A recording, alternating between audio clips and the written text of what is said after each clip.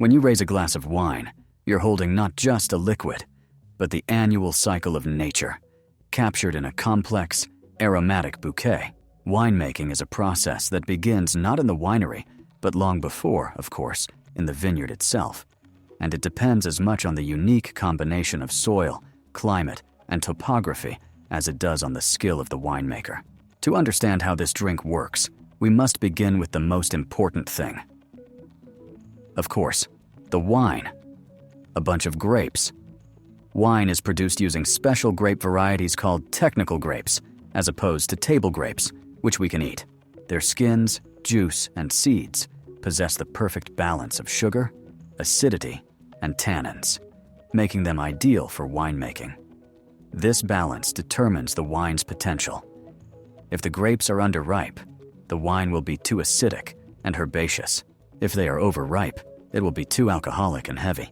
And so, after a long summer, the most important and crucial moment arrives: the harvest. Grapes are either picked by hand, which is more expensive and delicate, and is often used for the most premium wines, or by combine harvesters. Deciding when to begin harvesting is perhaps the winemaker's most crucial task, as they must achieve the perfect balance of ripeness.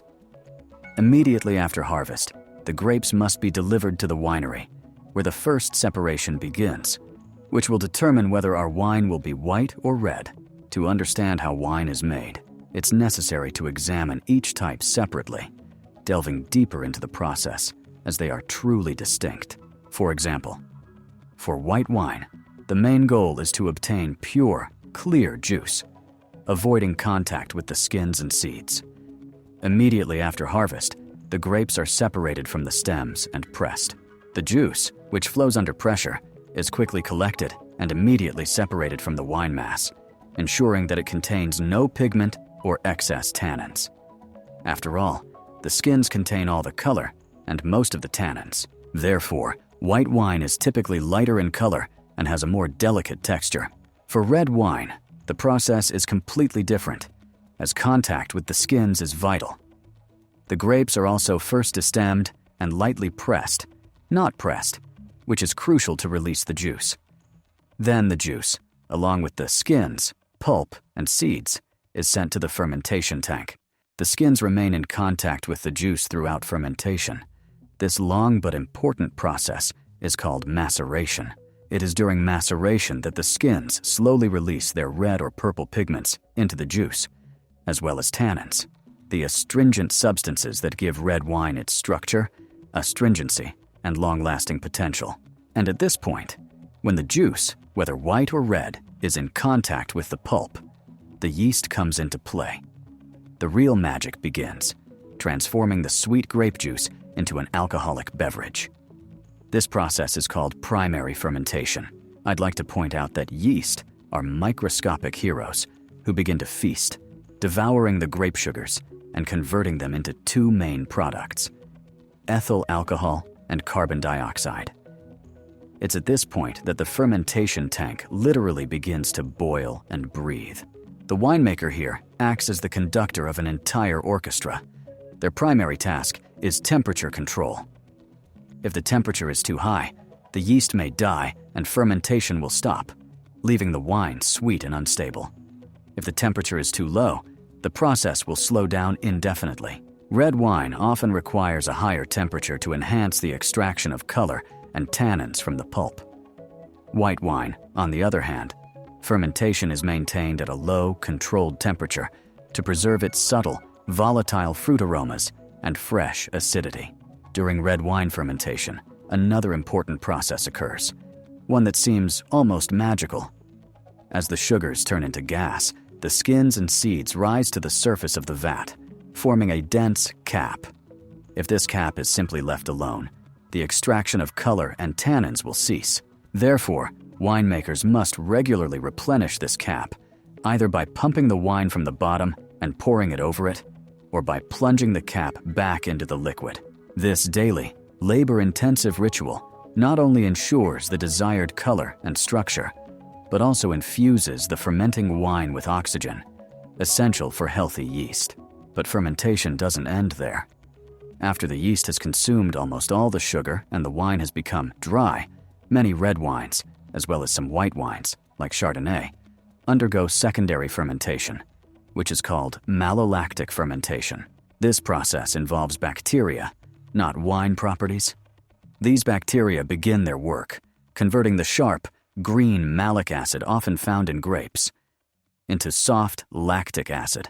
And if a wine undergoes MLF, it loses its sharpness, acquiring a softer, dark, rounder texture and those creamy, buttery notes we love in aged Chardonnay. If a winemaker wants to preserve the freshness and brightness of, for example, Sauvignon Blanc or many young red wines, they block this process. So, it's worth noting that the fermentation stage isn't just chemistry. It's a biological battle where the winemaker, by managing temperature and bacteria, decides whether the wine will be bright and fresh or rich, creamy and velvety. This is the key to shaping a wine's character. And now, after the yeast and bacteria have completed their work, the wine moves on to the stage that will give it the final touch. Aging and presentation. Here again, the subtle differences that separate a young, fruity wine from a complex, mature one become apparent. In this case, the first way is a neutral vessel, most often stainless steel or concrete. This method is chosen for white and young red wines, where the main goal is to preserve freshness, purity of fruit aromas, and sharp acidities. Steel imparts no additional flavors to the wine, allowing you to enjoy the pure reflection of the grapes and terroir. I would like to point out that wine aged in steel will be bright, vibrant, and ideal with seafood or light appetizers. But the second way that makes a wine expensive and complex is aging in oak barrels. Oak barrels serve two functions. First, they impart additional aromas to the wine: vanilla, coconut, spice, toast, or coffee, depending on where the oak comes from, e.g., France, the USA, or Hungary, and how heavily the barrel is charred inside. Second, oak barrels allow tiny, controlled amounts of oxygen to pass through their pores. This slow interaction with oxygen softens aggressive tannins, glues the various aromatic components together, and makes the wine more rounded, harmonious, and suitable for long-term storage. This is why expensive, collectible red wines are aged in oak for 12 to 24 months. This is how one can conclude that the more oak, the more complex and expensive the wine is. The taste of the wine itself, however, after aging, wine often requires stabilization and filtration. Stabilization is a process that ensures the wine doesn't cloud or change in the bottle. For example, the wine may be chilled to precipitate the tartar. Filtration is a controversial step. Some winemakers filter their wine to ensure perfect clarity and remove all traces of yeast and sediment, ensuring complete stability. Other winemakers, especially those producing premium wines, prefer no filtration, or even minimal filtration if they do, believing that filtration robs some of the flavor and character. And finally, after all this long journey, the moment of bottling comes. That is, bottling.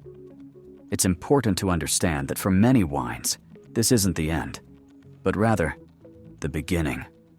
Some wines, especially great reds, also require bottle aging. The winemaker corks the bottle, and in this hermetically sealed environment, the wine continues to develop.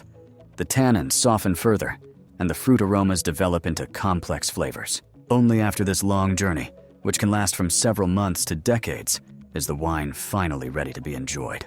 Before we conclude our journey, however, it's important to understand what makes wine so infinitely complex: its aroma hierarchy. A wine's aroma isn't a single scent, but a complex symphony that develops in 3 stages. First come the primary aromas: clean, fresh notes that come directly from the grape, fruit, berries, and flowers. They are most abundant in young, unaged wine. Then, during fermentation, and thanks to the work of the yeast, secondary aromas emerge. These can be notes of yeasty bread, biscuit, or creamy, buttery nuances if the wine has undergone malolactic fermentation. These aromas are the result of the winemaker's skill in the cellar. But true depth comes with tertiary aromas.